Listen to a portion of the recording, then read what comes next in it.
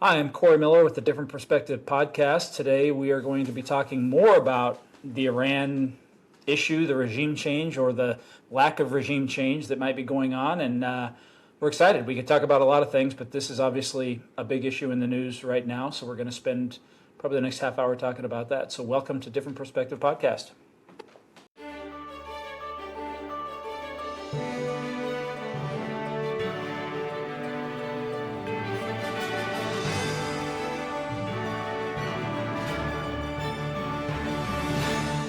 All right. Well, I again am Corey Miller, and this is Dr. Mark Christian, and we wanted to continue with the podcast that we left off of not long ago about we talked a lot about why Israel has a right to defend itself, why it has a right to be a state, Exist. in general, to exist. There's the word, exist. Um, and as with most things on our podcast, we have a different perspective, or at least one that you probably haven't heard anywhere before. So, in light of what's going on in the world with Iran. And I wanted to talk to Dr. Christian about, what we're doing. The United States obviously bombed Iran. Israel has bombed Iran as well, and is doing things in that relation. But really, what that means for the Arab world, the Middle East, and why Iran is retaliating in the ways that they are. They're obviously not. They haven't bombed that I've seen. I mean, there was some talk the other day about that they had bombed one of the carriers. In fact, the one that sat just behind in the Med, which was, I thought, a very interesting place to put a carrier. Yeah. Rockets are coming. But nonetheless, it sounds like it hasn't been hit. But they are going after, Fifth Fleet is in Bahrain and Oman, I believe, and things like that. So what's going on there?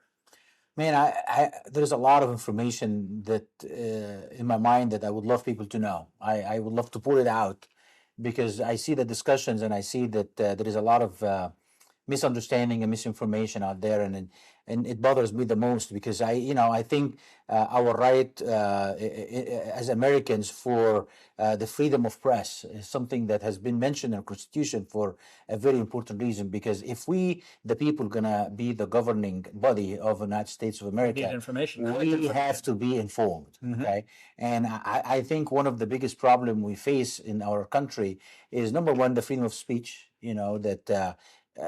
We take it for granted, but it's not as much as it should be. And the other thing is the freedom of press. It's a lot of, like, we have to protect the press. I don't think we should protect well, we are protecting the press, let them to do, but the press also has a duty to give us a responsibility to us. Absolutely, they have to give us the unfeathered kind of information that is without an agenda. But you know what? I think we're asking way too much. So I'm encouraging people to open up their minds and to listen. When I talk about different perspective, I'm talking about a couple of things. I'm talking about that people themselves need to open up their minds to see the picture from a different place instead of championing, one view that they have. Yeah. So open up your mind for more information.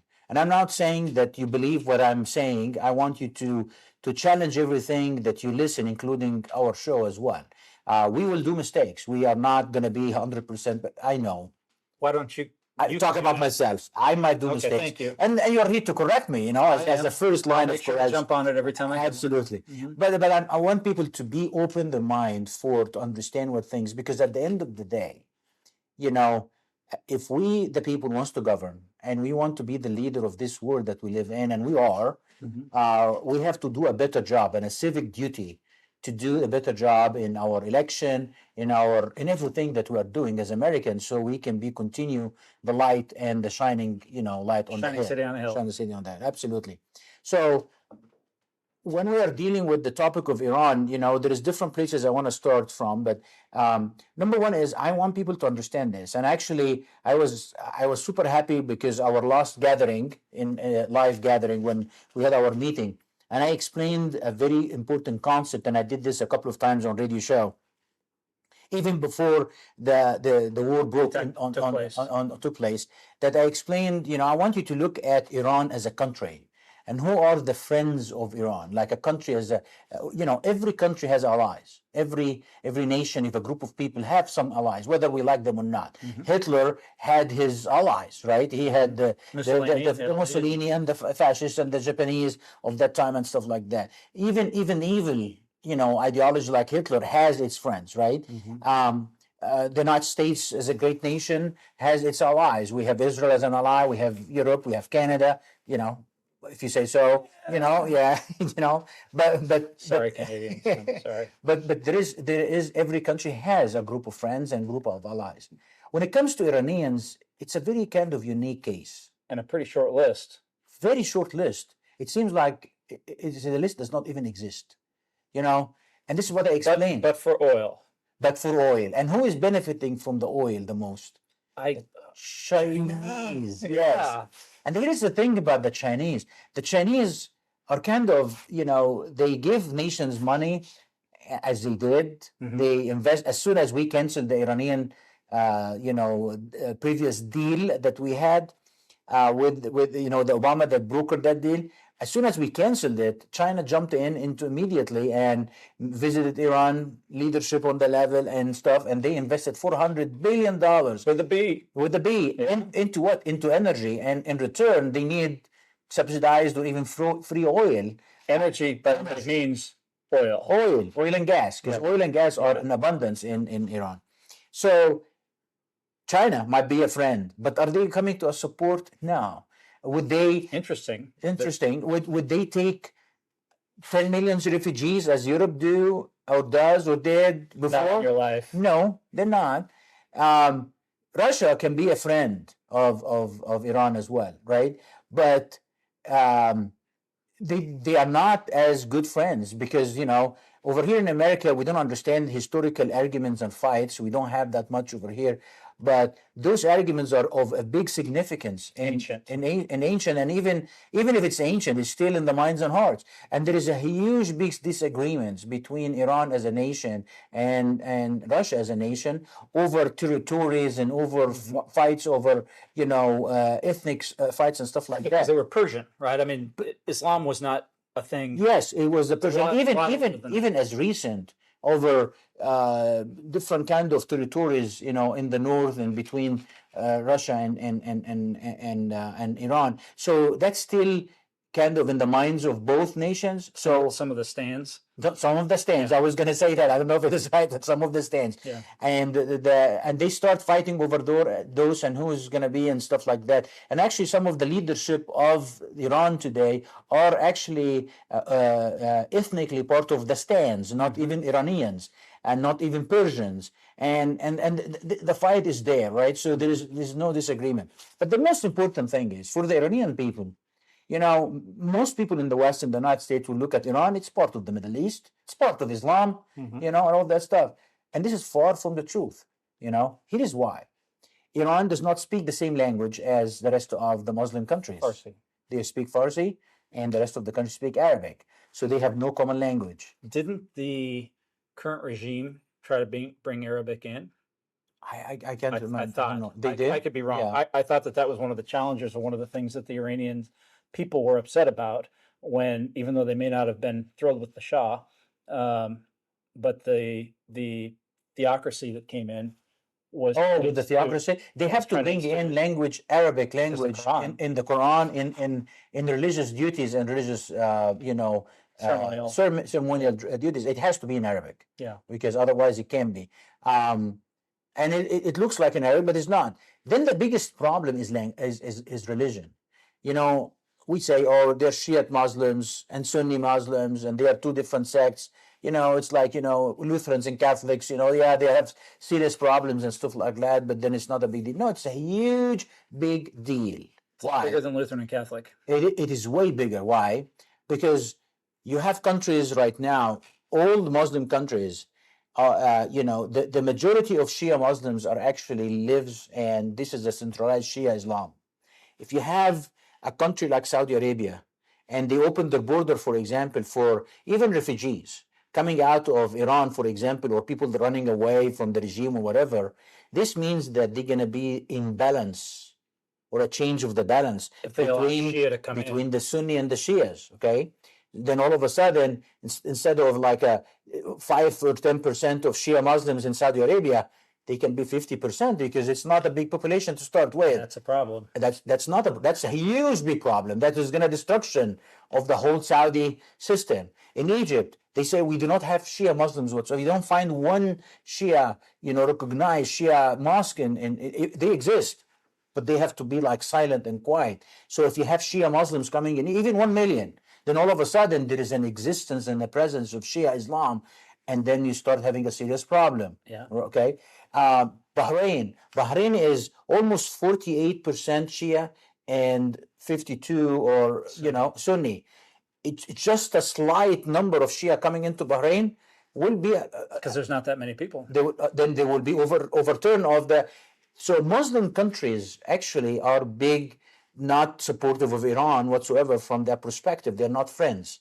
There's Shia Muslims who went into Dubai in Emirates, and they are actually the most successful and very rich. They work in development. They build high rises. They build skyscrapers. But when it comes to have an influx, no, they allow individuals who are coming in with enormous amount of money and investment. They're not asking for any kind of religious favors and try to proselytize about Shiaism, because there is a serious problem of converting Sunni to Shia Muslims, and they get mad. The Sunni Muslims get mad, and so forth. So in reality, if you look at it, Iran has no friends and no allies. Well, real quick, so this is also, we can witness what's gone on in Yemen.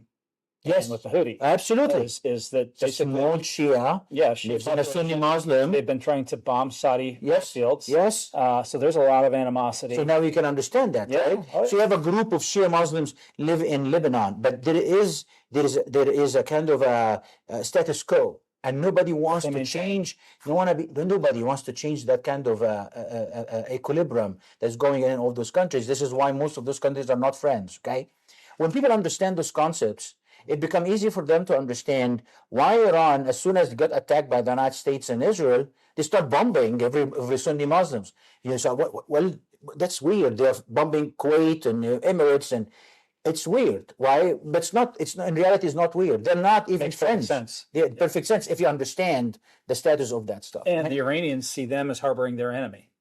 Absolutely. Because we don't have bases in Iran. We do not. But we do in Kuwait. Kuwait, yes. I mean, all over the place. One of the nations that actually Iran has been bombing big time recently is Oman. It's a small country in the Gulf, and the reason for that is if people are following the news, Oman is the place where the United States envoy were meeting with the Iranian envoy. They were breaking the peace, the negotiations before this war started.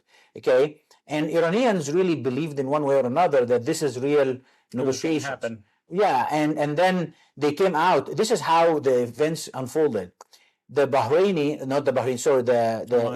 Omani came out and said, the negotiations were very successful. And Iranians kind of said it was very successful with a few more points to agree on. We'll have it all worked out. We'll have it all worked out. So it was kind of more of a, hey, you know what, we are coming finally to an agreement. Mm-hmm. It was a fake one, all of it together. Because the Iranians went back to Iran, to the leadership, and says, hey, you know what, let's get together because I think we have some good news. Let's all meet together in a bunker and talk about it. Well, it was not a bunker. They were met in daylight, and then boom. Yes. So it was boom, literally. Yeah. So all of a sudden they were going back. Hey, you know what? I think we got a deal, and they got a deal. The deal of the century. Yes. Yeah.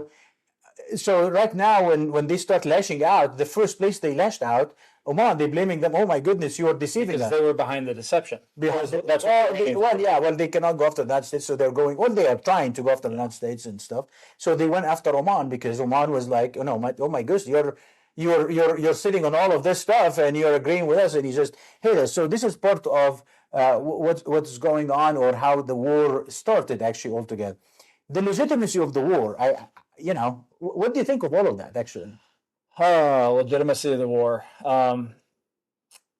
Again, it's like we had talked about before. I think that war is an awful thing, Yes. and to legitimize any war, I mean, I would say that would more subscribe to just war, just war thinking, just war theory. Um, so it's tough. But that said, I understand. I mean, I think where the questions lie are we doing it because of our interests versus the interests of Israel? And we talked about that in the last podcast. And I think you made some great points in that cleared a lot of that up, hopefully for a lot of the folks watching, but for me as well. I think that, gosh, it's we had even had Israel not been a part of it, we could have still justified what we did based on Yes, history. Now, there will be some question about negotiations in Amman and how we did it and things like that. And those questions will be debated, I'm sure, for years and years. But when you look at our history with Iran, and it goes back a long way. I mean, it goes long before 9/11. With the current regime, it goes back to the hostage crisis in the 70s. Goes back to the embassy barracks bombing in Beirut because they were behind that. So I hate to be the guy saying 40 years later, gotcha. We finally paid you back. Well, there's nothing wrong with that. We not let our enemies get away with anything.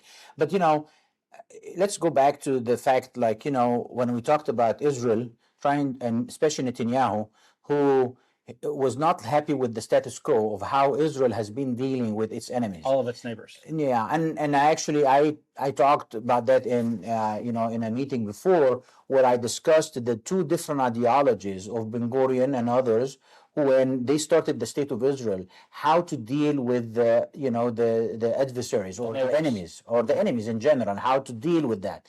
And there is two different philosophies, and Netanyahu happened to be believing in a different way of dealing with the enemy, that you make them so desperate that they give up. Okay.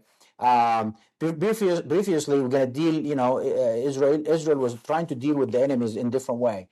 So when he came into the scene in general, even when he was serving on the Knesset, and he talked about, the threat of this and that and stuff like that. He wrote a book after that in 1998.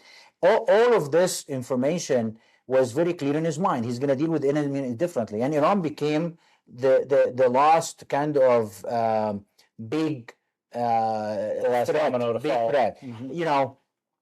Netanyahu talked about the Iranian threat, like you mentioned earlier, about Iran and Iraq as the two nations that can be nuclear powers in the Middle East.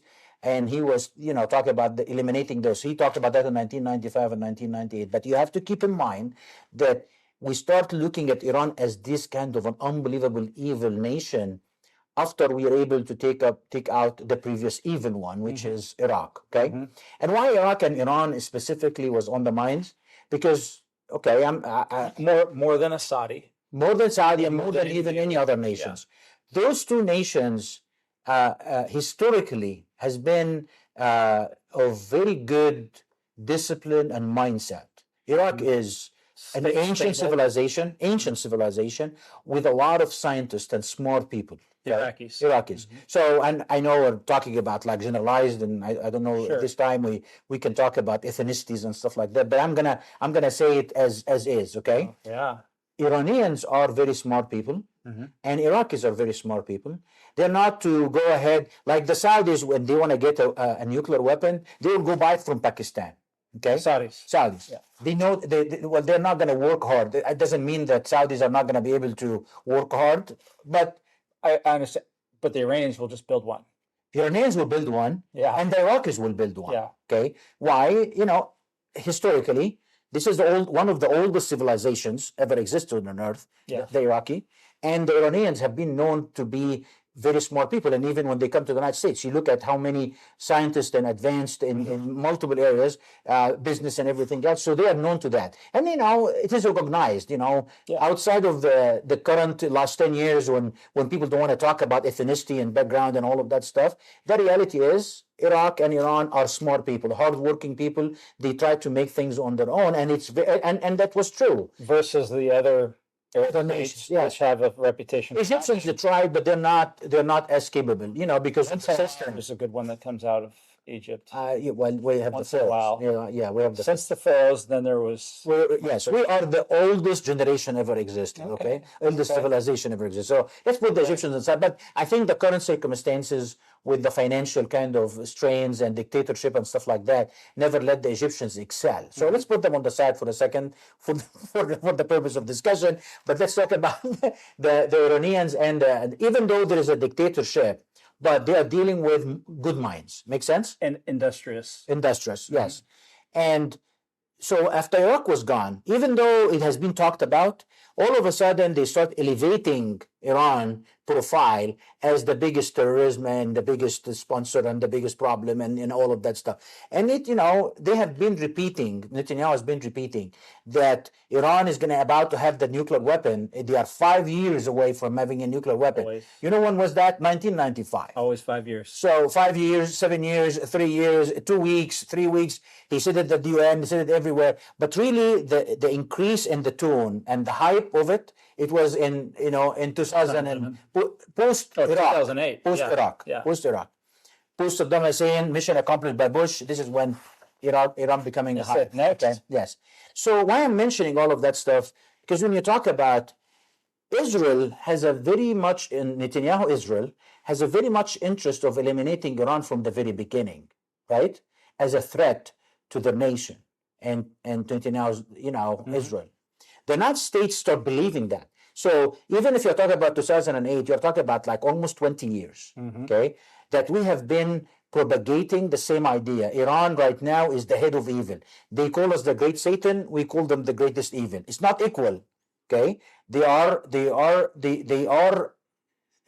evil nation. They are a dictatorship. They are all of that stuff. They have Hezbollah. They're supporting Hamas. They're doing all of that stuff. But that narrative became accepted in the United States, like it became like a fact. Post Saddam. Post Saddam. And how much factual of that or not, let's put this on the side. But I mean, It's the perception. the perception, the public perception, with every public perception, there is some truth. As they say, there's no smoke without a fire, right? So it became Iran like a problem. So it became like a problem that they're going to face us. But in reality, okay, do you think a nation like Iran is capable of putting a ballistic missile that crossed the Atlantic and come hit the United States? Zero Yes, chance. Zero chance. If Iran can go up into that threat, Russia would have been, right? Yeah. North Korea, as a matter of fact, they have nuclear weapons. Yeah. And they have ballistic missiles way better than Iran ever did. So maybe we should go and take this young, short, fat dude out, right? I think that's what a novel idea. but Next. but we're not doing it. Yeah. We're doing Iran, even though we know that the missiles can barely cross into they cannot even reach Egypt. Koreans can barely get past Japan. Yes. So So yes. what do we think Iran has? I can go into details and I wish people can go in right now and to look at how to have ballistic missiles and what is needed and what is the reach and the level of it, stuff like that. And the data will be very clear. I don't want to bother people with the exact data. Then you look at, there's no change for any of the missiles to come in, right? And then the nuclear weapon itself, they're working on it, they're not working on it, or stuff like that. Here is a question I have for you. Do you know how many countries have nuclear weapons in the world today? 7, I believe. Nope. How many nations have nuclear weapons? I'm going to have another question, actually. There is one country in the world that have nuclear weapons. Unofficially? No, well, another country that has nuclear weapons, and they deliberately, on their own, destroyed their nuclear facility and nuclear information and all the stockpile. Which country is that? South Africa. I didn't realize they were on the list. They were on the list. They were South Africa. fast, okay. So they actually own nuclear weapon and technology to it, and they have a stockpile, and they on their own For the benefit of all mankind. Well, Nelson Mandela Okay. decided, hey, you know what? I'm gonna destroy our nuclear pile, and I am gonna be removing all the technology, so nobody will try to go back and do it on their own. This is the only country in the world that did this on their own. Never gone backwards. Never go backwards. Okay. There is another 9 countries that 9, have okay. nuclear weapons. The United States was first. England was second. because they're actually working with us on Manhattan Project. Russia was third. Russia was third because so they stole some of our information. Well, we Okay. stole the Germans to start Well, with. Weren't Well, on the top. Germans came to the United States for freedom and better life. We did That's not right. steal it. Yeah. Operation Paperclip? Yes, yes, That's another yes, that is true. Yeah. I love the United States, so I'm not going to say we God started. bless America. Yeah, God bless America. Okay, but Russia were able to get some information, and then they have the nuclear weapons, and they did their testing afterwards. And then the Cold War. And yes, that's part of the Cold War. Then the French start having. The United States tried to sell no. Charles de Gaulle said, "No, I'm going to make it," and he did. Okay, and then so this is 4 countries, and then after that you have the Chinese, and they have the Indians, and they have the Pakistanis, and then you have North Korea, and that makes 9 countries that have nuclear weapons At today. what point did South America come into that? I mean, not South America, South Africa. South Africa did this After France? after France, yes, Okay. after France, and then they give it up as soon as Nelson Mandela was, Came back to power. came back into power and so forth. I can't remember the end of exact dates. I apartheid. think it was yes. I think Okay. it was in the 50s or 60s when they give up When they- their when they have it 50s, Okay. and then they When give they it got up. out of jail. Yes, Okay. when they get out of jail and they give it up. So, but no nation actually the Pakistanis were helping the Iranians, and they're working with each other.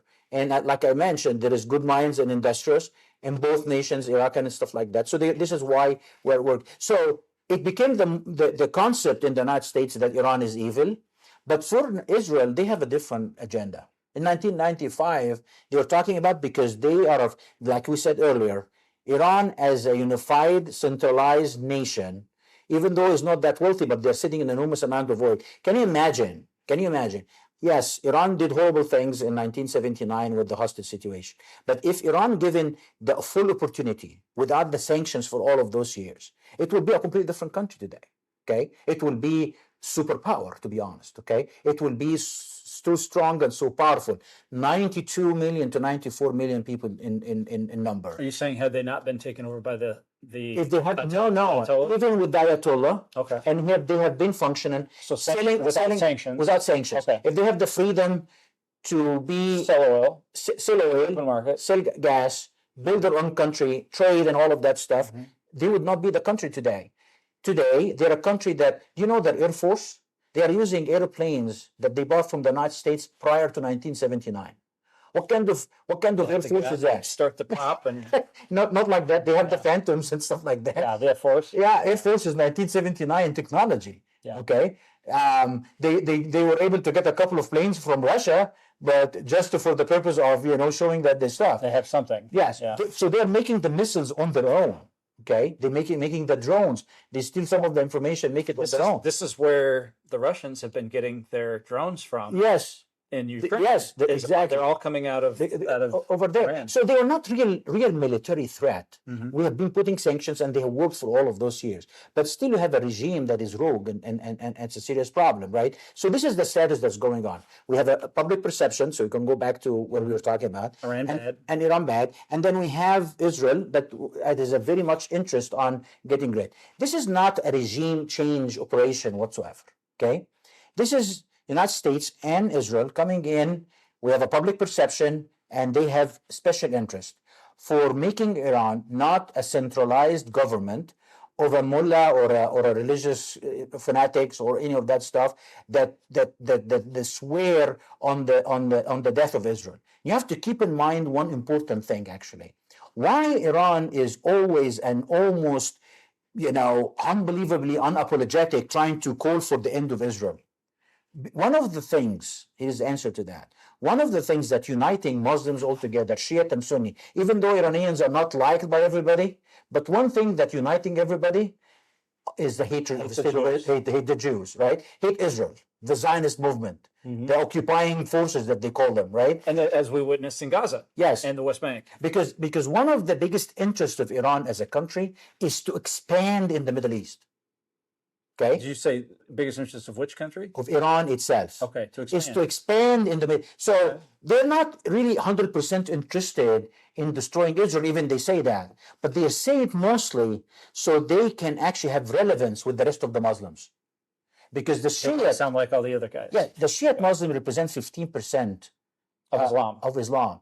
85% look at Shia as horrible, apostasy. They're not even Muslims whatsoever. So the only thing that makes them relevant and really accepted, Hate for Israel. hate of Israel, right? So, and why? Because in 1979, when the Islamic Revolution was able to take over Iran, one of the very first goals that they have is to expand the revolution into the Middle East, to turn more Muslims into Shia, to turn Muslims under the umbrella of Shia Islam and the Islamic Republic. And this is why the war between Iraq and Iran was all about. The other Muslim countries recognize the threat of Iran, that they're going to take him over. The Shia Islam will be imported in their nations. So they start paying Saddam Hussein and says, you know what, you have a bigger military, you are a powerful man, you are the only one who can stand in front of Iran and the expansion into the Middle East. And you're right there. And you're right there, so go fight, we will give you the money, we'll give you everything. And when the war ended, they start saying, Saddam, goodbye, right? And then Saddam got mad and says, you know what, you're supporting me. All of a sudden you want to take away everything and you try to destroy me. And this is why he took over Kuwait. This is kind of all historical things that you have to understand over here. What I'm trying to get from all of this stuff is a very simple thing. Iran's biggest interest is to expand into the Sunni Muslim countries. Physically or theologically? Both. Okay. Both. For them, the biggest thing, to resurrect a Fatimid dynasty. What is that? Back in the historical Islam, Islam was actually a Shia Islam caliphate or empire was built on Shia Islam. It's the only one in history. It's called Fatimid. And they expanded in the Middle East and all Muslim countries, and they were turning people right and left into Shia Islam. And they were defeated, and then they were kind of went back into the Iraq and Iran area. So for them, they want to resurrect the old golden age. Just like the Sunnis do. Well, in other ways. Yes. Take Spain. Yes. But the Sunni wants to expand outside because they already have the majority of the countries and the people. The Shia, first step for them is to take over Sunni, and then when they accomplish that, then they will take over the world, right? Because they are the minority and they think that they have the right and so forth.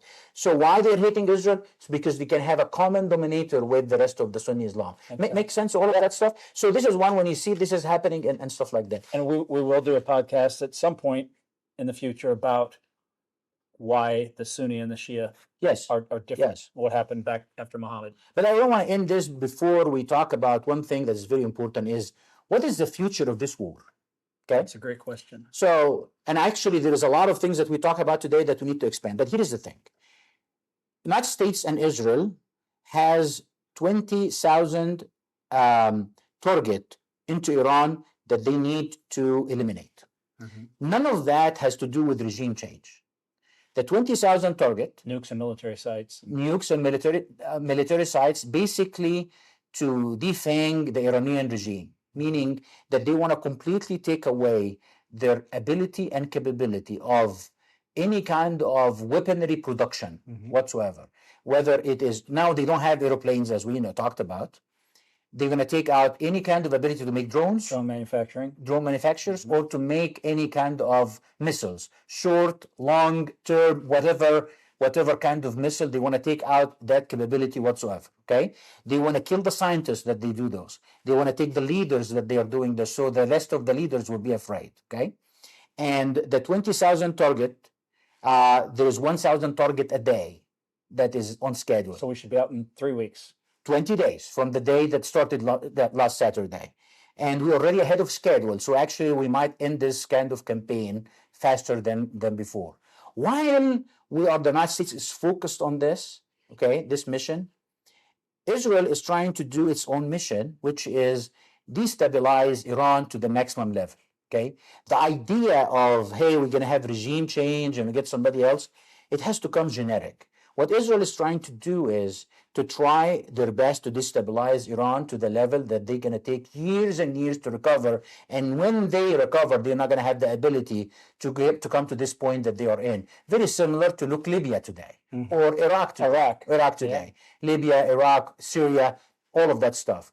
What is basically they are doing, if you look at what Israel did in Syria, okay, immediately after Assad take off to Russia, and the regime fall, they find it easy for them to go in and destroy all the capabilities of the Syrian country or the army of any kind of weaponry. They went in and they know the locations. And one thing that Israel is very good at is intelligence. Okay, they are phenomenal in intelligence. So they know exactly where all the fighter jets and all the locations where the Syria was piling all kind of weaponry, and they went and destroyed them. They got some from Korea, from China, some from Russia, and stuff like that. Destroyed. Basically, what Israel is trying to do on the Nazis right now is to do exactly what they have done before to Syria. Make sense? To remove the pile of weapons, ability to weapons, and destabilize it. One of the things that they have done recently, Israel, just today actually, they went into the border between Iraq and destroyed the border, okay, and all of the military kind of stuff to open up the border for the Kurds, to facilitate the Kurds to unite with the Kurds of Iran, which is a big population, by the way, so they can unite and fight against the regime and build a fighting regime. Okay, the biggest problem that they are facing altogether, because it seems like maybe the Kurds will be able to be a fighting force. Here is the even if we took out all the capabilities of the Iranians to fight, we still have the personnel. 94 million Iranians. Yeah, the Kurds. Why is that important? Because you have 94 million people that have no friends in the world. That's different. That's not the people that are gonna run to Europe. Nobody's coming to save them. If they pushed in Emirates, they will fight like heck to get them out. Yeah. If they went to any neighboring countries, they kick them out. If they want the only place that maybe go China or and Russia, and they are not known for, right? It's not going to happen. So those people are going to be fighting like for the crazy existence. for the very existence. They have nothing to do other than fight over there. So the Kurds will come in and start fighting. Here is the problem that the people need to know. You have three levels of military personnel in Iran. The number one is the people who protected the regime, the elite group. This is 250,000, fighters, active military, well trained, and they are the elite. The rest of the military is around 650,000. So you are talking about 1 million active duty. Okay, in addition, 2 million of reserve. So you have talked about the military forces of 3 million. Okay. The country itself, yes, there is a lot of protesters, a lot of people that do not like the regime, but most of this are the younger generation who are looking for a better life. But the hardcore older people, or even young as our age, over there, they grew up with that regime. Okay, and they believe in that Sunni Shia Islamic. You ever know they are more religious and all of that stuff. Those are supporting of the regime. So you are talking about the country at the best estimate, 30% fighting the 70%. Okay, and then the Kurds coming in from the side. You might have a very good culture of a civil war or fights in the streets. That will be the result of this. Okay, the best case scenario is this: that we're gonna come in and weaken the military forces to the maximum level. The very liberal people will rise up. That they have no leader right now, but all of a sudden there was regime change. There was somebody that come out of the leader sprung up. Leader sprung out and says, you know what, I'm gonna be the one, and then he was able to take over everybody. But the chances of that happening is very, very little, unless the Central Intelligence Agency is behind that person. And there is. I suspect. And there is. Okay, but the United States interest is different, might be enough. Yeah. The United States is an interest, but you have to keep in mind, like we listened to the previous episode about, what Israel and Netanyahu is trying to do, you'll find is not the best of different objectives and so forth. But the one thing about Trump and all of this stuff, even though we're doing it on behalf of Israel or helping Israel in more than helping the United States, with the common consensus that Iran is bad and bad actor and everybody is kind of harmed by Iran. The reality is Trump is not going to do, and Hicks has said that, the Minister of Secretary of War, he said that we are not doing regime change. We are not trying to go and do Iraq again. What we're going to do is we're going to do mission accomplished. We're going to take their piles. We're going to destroy their capabilities, and we're going to leave. If it becomes chaotic over there, there's nothing we can do about it, even if you wish to do it. because we tried for 20 years before in Iraq We learned a lesson. when it didn't work. We tried in Afghanistan for 20 something years and it didn't work, right? So it's not like it is not noble of us to leave a country that is destroyed or fighting among themselves. We end up doing it anyway. We just We 20 defend years. them because they are threatening us. It is their fault. They threaten us. They were like a crazy guy shouting in the middle of the street. So we're saying it's not our responsibility to rebuild Rebuild. or bring in a new regime. Yes. That's your responsibility. But you guys have been talking trash, and we came and took care of the And problem. yeah, it's like, And you then know, we're going- all of a sudden you are making a lot of noise, like a mouse making a lot of noise. They have no ability to attack the United States, but they have been trying to say that for a long time, right? So we took their capabilities out, and they have to figure it out on their own. It's not a good image, yeah. No. It's not, if that is the scenario or the end up result of it. But at the end of the day, it is what it is. Exactly. So what can we do about it? So if everything fell in place, and it was an amazing and miraculous thing that our CIA were able to help out the protesters to pick up a leader among the people who are protesting and able to propel himself up to the leadership, you know, that would be great. But for anybody to think for a second that the son of the previous king of Shah to come in as a victorious guy, this is one of the old kind of games that Israel does, you know, like they did with Iraq. They told us some guy named Muhammad Gibali that will come. You probably don't know him, and nobody knows his name. But at the time of invasion of Iraq, they were pushed on us, on the United States, that we have Muhammad Gibali that will come in and he will be received as victorious. He's going to be like more than George Washington in the United States, that he was in exile. And he went over there and nobody knew who he is. And until today, nobody knew who he is, right? So he came in and says, where is your support? I don't have any. So it's going to be the same scenario. And we end up, you know, the guy was slapped in his face, literally, you know, as we went in. Shah's son? Oh, you mean the Gabali? Muhammad Gabali, and it was slapped on his face by the head of our military forces invading Iraq, and end up says, you know, you lied to us. Well, you know, he was told to lie, so he did what he did, you know. So the Shah's son is a good guy coming from United States. I don't think the Iranian people are ready for that guy. He has no roots over there. It has to be from the grassroots. Let's pray that maybe there's some kind of stability, because I hate human suffering in general, okay? And if the Iranian people were able to rise up and to take advantage of the moment, like Trump said the other day, and by the help of the Mossad or the help of the CIA, were able to organize and to able to do something and able to take over the country when a moment of the head of the state is gone and the military forces is kind of in disarray, and able to rise up, stability, and they were able to rise up and form some kind of government and convince the people for it. Great. Praise God. If not, we're going to leave a chaos over there. And at least we're not going to have the threat of Iran as a centralized and a force of evil in the world anymore. Or waiting 20 years to have the same thing happen at the end. And it's the same thing. Exactly. Yeah. Yes. Well, there is a lot to talk about, actually. So. Yeah, we'll do that on another show. We'll put another one out soon. So, for everybody that's watched to this point, thank you very much. If you're watching us on YouTube, somewhere on the screen that you're looking at, it says subscribe. I think it's a red button. If you would hit that, we would really appreciate that. Your support in subscribing means a lot to us. Otherwise, God bless everybody, and we'll look forward to talking to you soon.